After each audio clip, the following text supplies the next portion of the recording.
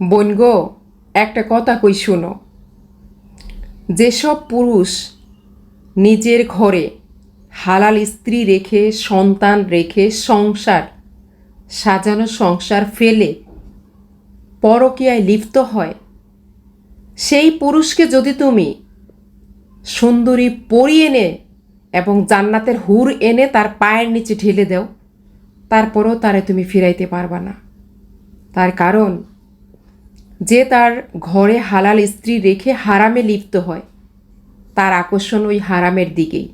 কোনোভাবেই তারে তুমি পাইবা না এবং তারে তুমি ওই হারাম থেকে ফিরাইতেও পারবা না। তার কারণ সে হারামে লিপ্ত হয়ে গেছে এবং হালালের প্রতি তার কোনো আকর্ষণ নাই।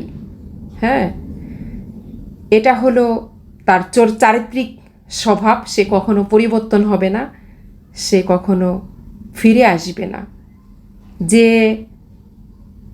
ডাস্টবিনের ময়লাতে মুখ ঢুকানো অভ্যাস, পচা গান্ধা পানি খেয়ে অভ্যাস, তারে তুমি যদি পরিষ্কার স্বচ্ছ পানি দাও, সেটার মূল্য সে কী করে বুঝবে? তো যার হারামে যার অভ্যস্ত, হারামের প্রতি যার লালসা, সে হালালের মূল্য কী করে বুঝবে?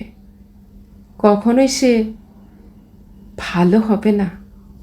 আর যাই হোক, ওইসব পুরুষরা কখনোই ভালো হয় না।